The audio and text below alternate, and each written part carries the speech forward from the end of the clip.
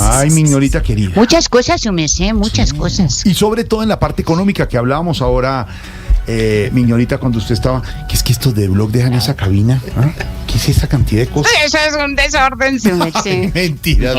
No, y eso que don Javier se les pone bravo a veces su persona. Pero sí me preguntaba, Juan Camilo, Ignorita, ¿qué tenía que ver la Uchúa con el petróleo?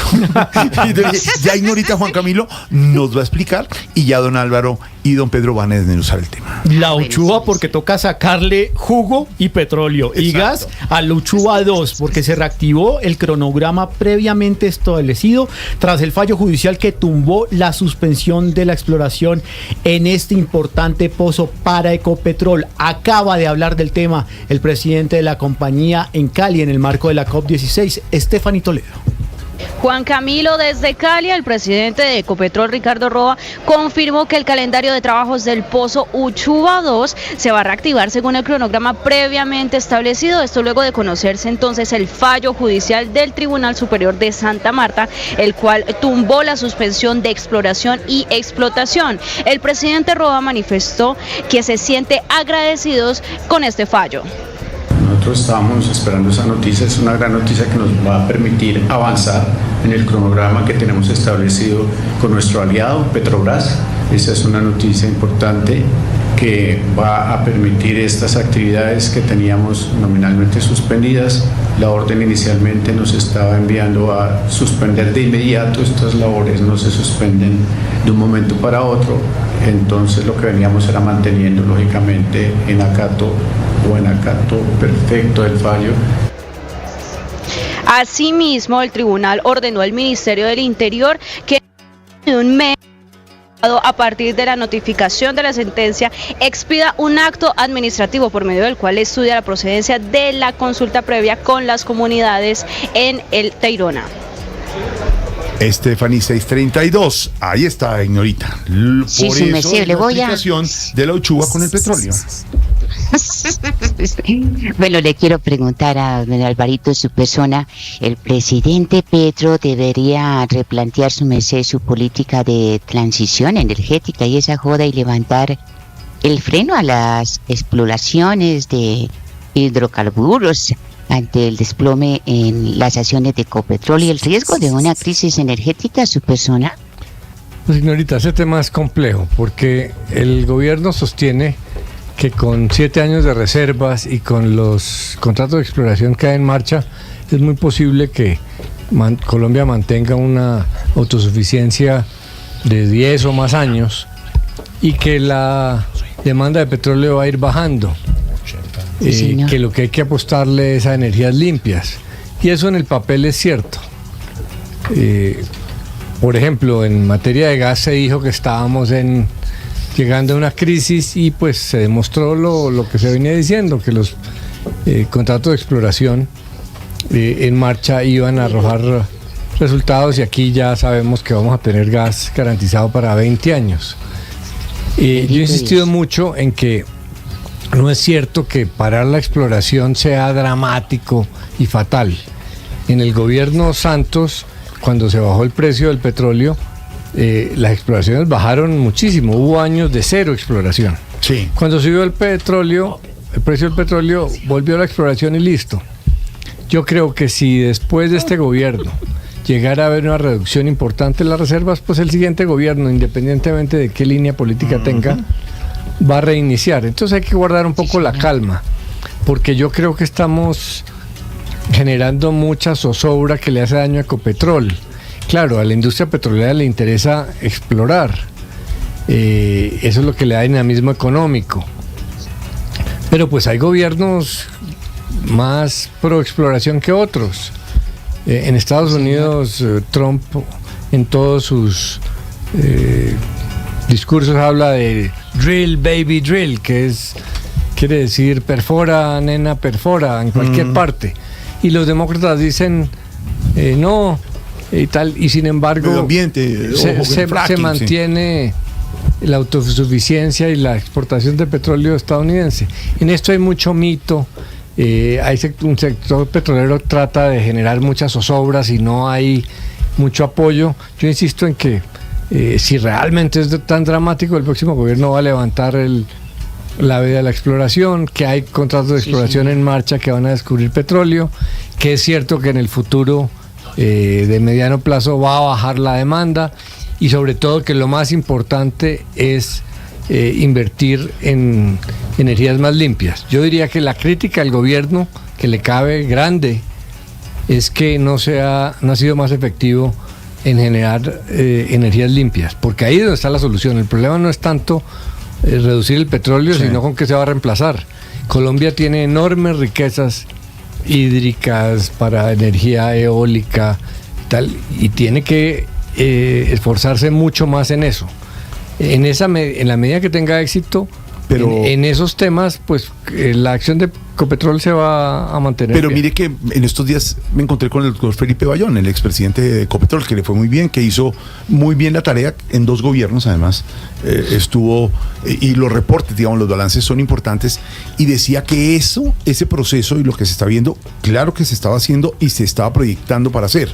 Hay lo que ve uno a veces, don Álvaro, y no sé si en la pregunta que hace Ignorita para Pedro también, se esté haciendo a trancas forzadas a veces. Entonces, ¿por qué no hacerlo mucho más liviano y organizado y con una cierta metodología? Lo que uno pregunta. En eso estoy de acuerdo, y sobre todo con más efectividad. Eso, por ejemplo, de que los parques eólicos de La Guajira estén parados, eso no hay derecho. No hay derecho. Eso hay que activarlo. Hay que hacerlo. Eso sí es absurdo. Y entonces no es todo petróleo, hay otras fuentes, pero claro, pues si no se desarrollan, pues... Claro que sí. Ahí está, Ignorita, para que le pregunte. Gracias, Messi. Gracias, don Alvarito. Y don Pedrito, usted que nos dice, yo le voy a resumir porque esa joda está muy larga. El presidente Petro debería replantear el desplome en las estaciones de Ecopetrol y el riesgo de una crisis energética y esa joda. Ignorita, yo creo que el gobierno lo que tiene es que presentar una política clara en esa materia, con tiempos, señor, con los actores que tienen que tomar esas decisiones tan importantes en materia de la transición, y ver qué va a pasar con los combustibles fósiles. Yo solo le pongo un ejemplo. Cuando apareció el petróleo, el mundo entero de esa época, finales del siglo XIX, comienzos del XX, dijeron que se iba a acabar el carbón, Ignorita. Y que no iba a existir más carbón, porque el carbón era pues el origen de la revolución industrial y del movimiento del sector ferroviario, y todo el mundo decía que se iba a acabar el carbón.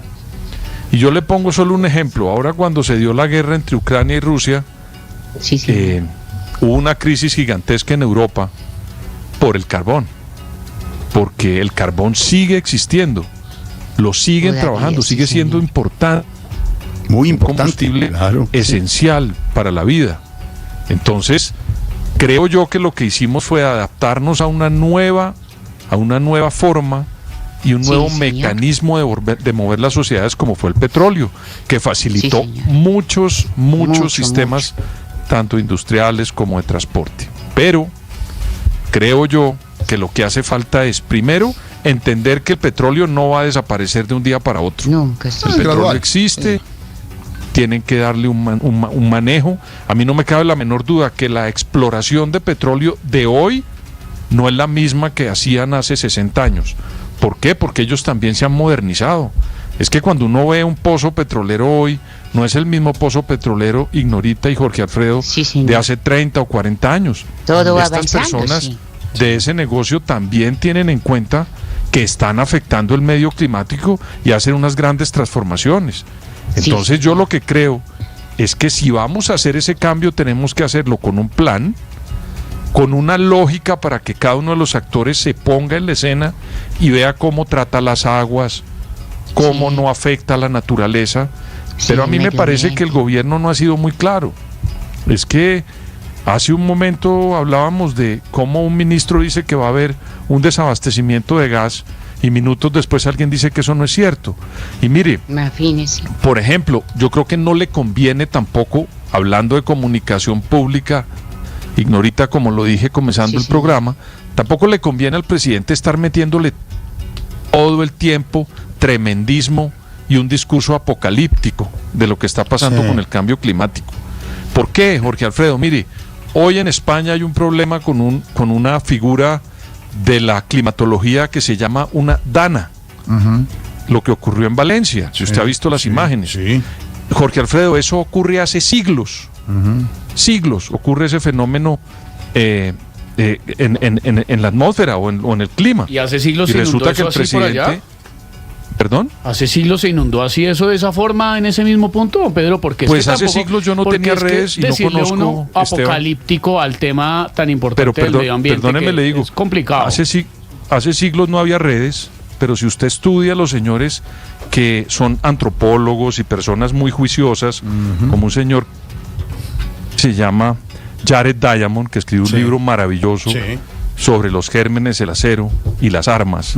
Usted encuentra en un capítulo de ahí que vale la pena que lo estudie, Esteban, porque es muy bueno, donde cuenta lo que ocurrió con la humanidad, con todos los desastres ecológicos que había, porque este mundo y los seres humanos se transforman y cambian, y eso tiene unas situaciones complejas No, de acuerdo, todo el yo orden sé que el natural. señor es un geógrafo Entonces, de Estados Unidos muy importante. Lo que me preocupa es que le diga apocalíptico al tema del cambio climático, como bajándole un poquito la importancia en este momento de la historia. Lo que quiero decir es que hay unos fenómenos que ocurren por la naturaleza. El deshielo ocurrió por la naturaleza y en aquella época no había ni combustión, ni petróleo, y ocurrió. Entonces, quiero simplemente decirle que no le conviene al presidente ser tan apocalíptico cuando lo que necesitamos es resolver el problema de la transición energética y vivir con eso, sin esas frases apocalípticas como la de hoy, que le repito, me parece a mí bastante desproporcionada decir que la dana que ocurrió en Valencia es un problema del cambio climático cuando no lo es.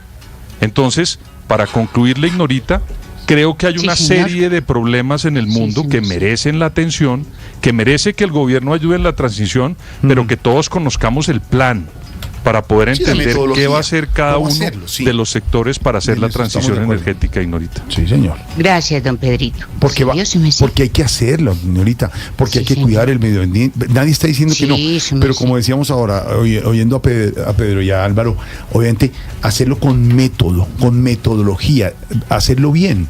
Y nadie está diciendo que hoy desapareció una cosa y apareció la otra, como por arte de magia. Los países se están preparando. En el 2030, en Francia, no va a haber vehículos a gasolina, es lo que han dicho, todos eléctricos. ¿Cómo hace usted ese cambio?